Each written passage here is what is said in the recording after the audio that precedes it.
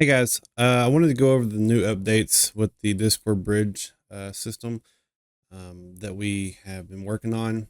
One of the major updates that we did is we added uh, two new functions. Basically, just overrode the in play and the begin destroy, just to make sure that this is being destroyed like it should be. One of the things that I saw was the fact that inside of Discord. Let me open up Discord real quick. Whenever I was playing, the update wouldn't go away until I closed down the editor completely. So we did fix that. The next thing that I did was I ended up, and I'll update the docs also, is I ended up putting this on the player state. And the reason why I did the player state is because it is normally the most utilized, which it should be the most utilized system that we have for being consistent. And that's really what we need inside of Discord is we need consistency. So one of the ways I was testing earlier was I had it on the controllers, and that's really not a good way to do this. So what this is doing pretty much is it checks level first and foremost. It gets the level name, and then it checks whether we're in the main menu or the Discord bridge, and then it sets our settings there. And then it does this periodically. I have it set to 10, but we can drop this down to, let's say, every 5 seconds. It's just going to run through and check and see if we're in this level or not.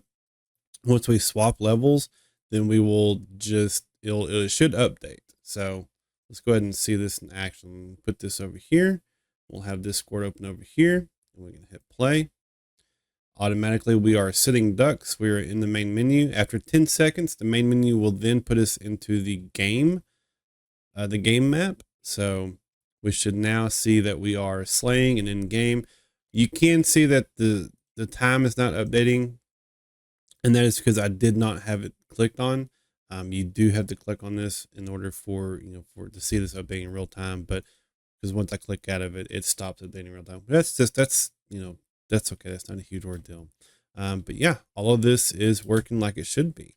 I do recommend, let me open this back up.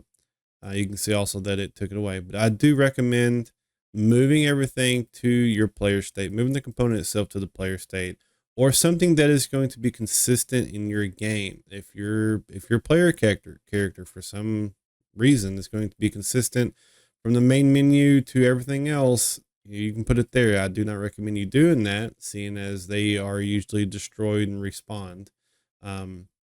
So the player state is going to be, the most consistent one. Again, you can use a player controller, but this player controller has to be consistent throughout, and normally it's not. Normally you have a player controller for your main menu, and you have a player controller for your game map. So that's it for this update. I just want to throw this out there. This will be coming live, hopefully soon. Once it becomes live, I'll let everybody know in the Discord. That way you can grab the new update. All right, thanks guys.